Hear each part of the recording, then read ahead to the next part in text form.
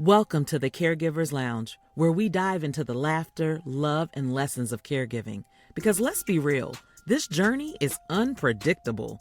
I'm Shaunté Newby, your host, and whether you're caring for aging parents, deep in the caregiving trenches, just starting out, or simply curious about this world, you found the right place. Here, we share stories, swap insights, and remind each other that no one has to do this alone. So grab your favorite drink, get comfortable, and let's unwind together. Welcome back to another episode of Caregivers Lounge. And if this is your first time joining us, welcome to you. You are in the right place. If you're just curious, you just want to laugh, you got some caregiving stories of your own or some stories about your parents, I definitely want to hear them. People know that I read every comment and every message that comes my way. So after the first two episodes, I decided that now is the time to share some of the funny moments. I told you how I have a list of over 100 caregiving moments. And I want to make sure I let my mom know I'm not leaving her out of this, because today I got stories about her and I have stories about my dad, of course. So with that, let's get into it.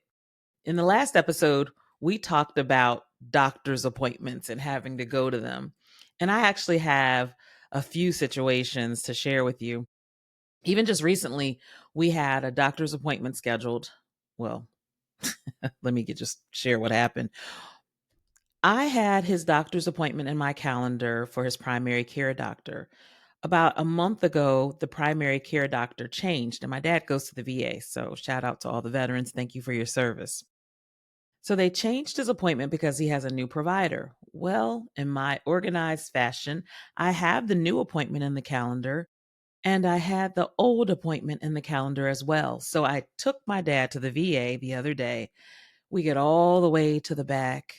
We check in, and the lady is looking at me like, "Well, do you have an appointment today?" And I'm looking at my calendar on my phone and I'm like, "Yes, I do." And before she could even finish her sentence, I said, "Oh my gosh, that's right. We changed providers. His appointment," and she said at the same time I did, "His appointment is next week." Oh, I felt so bad because I scrambled, got my dad together, and, told him to get up and he had to wait for me. I picked him up, and that long walk in the VA. But he was such a good sport about it because I'm so apologetic. One thing is I don't like to get anything wrong and mess up, but that's between me and my therapist. But he was so understanding and he kind of laughed it off and he said, "Well, you're the one that had to take off. I'm not doing anything else." So I appreciated that he appreciated I took the time out to take him to his appointment. All that to say and show you that while I think I have everything buttoned up, or it may look like I have everything buttoned up, I don't sometimes. And I messed up on that day, but he was a good sport. And we found other ways to occupy our time and get some good quality time because we said, hey, we would be at the doctor's appointment anyway. So we had good quality daddy daughter time. And I enjoyed it. So, if you're just joining us, or even if you have been with us, some of you know or may not know, I've written a book called Your Name is Joseph, which has stories about what happened when my father had a stroke 10 years ago. And these were written, or at least the pages are written as letters to my dad. And if you don't know, I wrote this because I wanted to have something for him in the event he didn't remember what happened to him when he had a stroke. So there was some funny moments and of course some sad moments and scary moments. But overall, it was therapeutic for me. And I've gotten some great feedback from people who've read it and people who know us. Of course, it goes deeper when you know us, but even if you don't, you still get some things out of it. But in the last episode, I mentioned doctor's appointments, and I wanted to actually read a quick part from the book where I attended one of his speech therapy appointments, actually his first one after he left rehabilitation. And I'll just get to it. It was funny to me. And you let me know what you think about it. So I'll just skip to this part where it said, "My highlight for this session was when she was showing you flashcards. You remembered most of them, but when she showed you the one with the squirrel on it, you paused. You said, I don't remember what it's called, but I eat them." The therapist's eyes got wide open. She said, "You eat squirrels?" I could only smile and whisper to her that you like to hunt. like that would make her feel better. It didn't, but it was so funny. We will laugh about this forever. I tell you, it happened so quickly. And I just sat there and I just chuckled and like, it's okay, he hunts. That didn't make a difference, but her reaction was priceless. All that to say, again, to show you the humor that comes in doing these appointments with my dad, which leads me to another one. So, mom, you are not safe in these conversations as well. So, I remember a few years ago, I took my mom to her colonoscopy appointment. And I used to live in Northern Virginia. So I actually drove down and I wanted to be there for her colonoscopy appointment. So the night before the appointment, I show up at her house and so insensitive.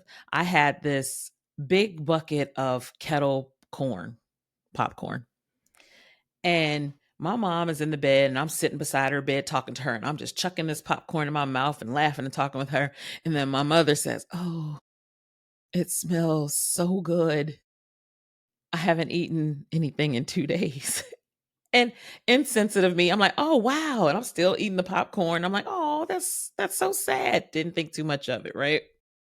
So the next day, I take her to her appointment and I'm thinking, I don't know how long this appointment is. I take my bucket of popcorn into the office with her. So I'm walking in right behind her. And I tell you, before I could cross that threshold, some lady in that room was like, "I know she isn't coming in here with something to eat." And I tell you, I didn't know what to do. I'm standing there holding the popcorn and I walk in and I look away and I take that popcorn and I put it under the seat. But I just knew I was going to be sitting there eating my popcorn while I was waiting, not thinking about all the people in there who hadn't eaten in 2 days. Very insensitive, unknowing. And I will say, after several years later, when I had to get my own colonoscopy, I understood why they felt that way. But that was so funny. She said, "You didn't come in here with that food." And everybody looked at me. Yeah. Yep. That's me taking my mom to the appointment. She remembers that, I'm sure. And of course, after the appointment, the coming down from the anesthesia, my mom was so funny. And I see those videos of people who come off anesthesia and and they're like laughing or saying something crazy. And so my mom was a little, loopy. And for some reason, she wanted some gum.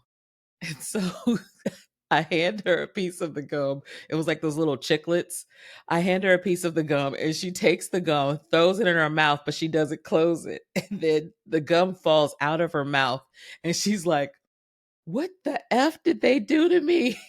I just, I just, I just stood there laughing. It was just so funny because she was talking so funny and crazy, but the gum falling out of her mouth was hilarious. See, so mom, I know you thought you were safe, but I guess I should have gotten permission from you too. Because if you follow me on TikTok, I did a video with my dad and I asked him if I could have permission to share stories about him. So, mom, I'm coming to you next. I'm going to do a video with you and ask you, and you better say yes. All right. So, speaking of doctor's appointments, uh, one more that I'll share with you is one time my dad had to go in to get an ultrasound for his plumbing. Just want to check things out.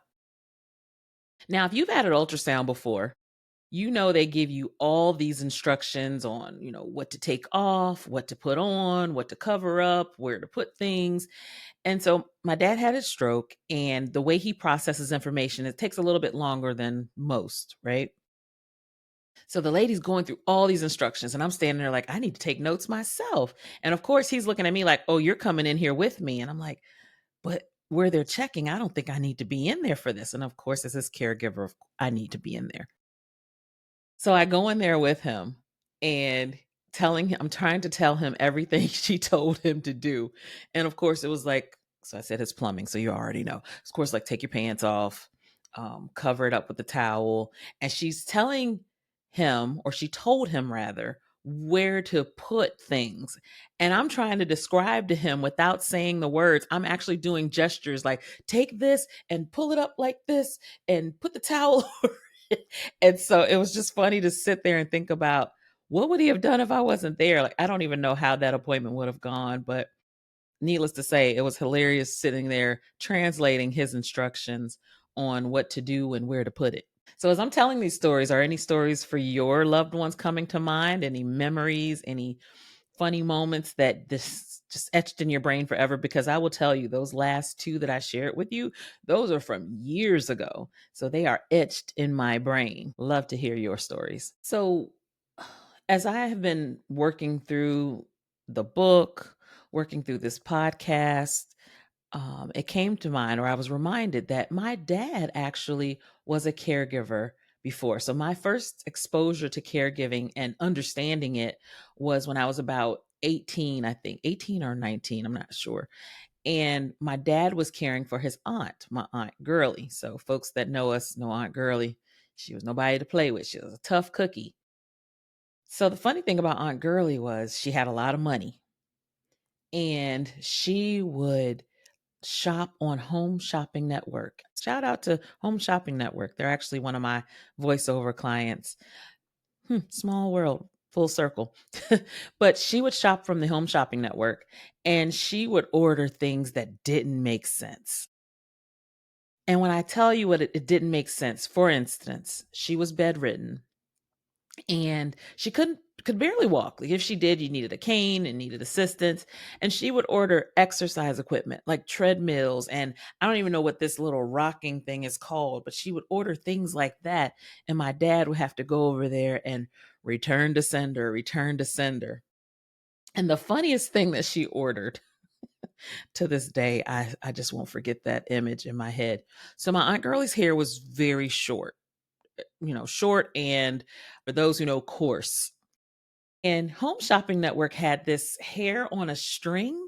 I don't know if you all remember that. It was this hair that was like now I guess it's like tracks, but it was on a string. And the premise was you're supposed to sit it on top of your head, and then you take your hair and cover the string. She didn't have that much hair, but she ordered it, and then she showed it to me, and I just I couldn't do anything but laugh at it. So, again, now that was over, oh my gosh, that was over 20 something years ago. So again, do you have any memories like that they're just stained on your brain and that come to mind? Definitely drop those in the comments. I've taken up a lot of your time here because these stories are so hilarious to me, and hopefully they gave you a chuckle or two. And the one last story I want to share with you. So several years ago, when I was living in Northern Virginia, I came down to our hometown to attend a funeral, and I stayed with my mother. So I got back to her house late that night. And when I got in her house, it was late, like maybe midnight, I'm not sure, but her bedroom light was on, the TV was on.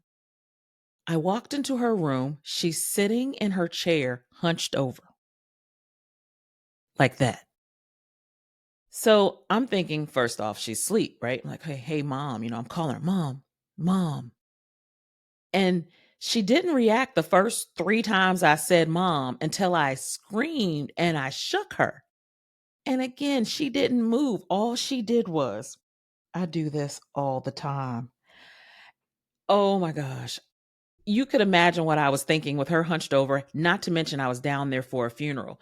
And then to say to me, I do this all the time. So my reaction after that was, well, you need to do that when I'm not down here. Seriously? Yeah, exactly. See, mom, that was 2 stories that I didn't get permission to share, but that's okay. It's funny. Hopefully, people can relate. But again, I thank you for your time. Thank you for listening to me. This is like therapy for me to share these things with you. And hopefully, you have someone that you can share things with as well. I'm here if you want to. Again, you can send messages to the email address that'll be shown at the end, or you can drop a comment, send a private message. Most of you probably seen me on Facebook, TikTok. Send me a message. I would love to hear from you. And I'm going to end with a quote that I found online. And it said, being a caregiver means you can find a missing sock, a misplaced pill bottle, and your sense of humor all before breakfast. Facts. That's facts. Thanks for joining. I'll see you next time. drop a message or send an email to caregiverslounge@icloud.com. Also, we have our Facebook Caregivers Lounge group open. So please, if you want to be a part of the conversation in another format, please join that group.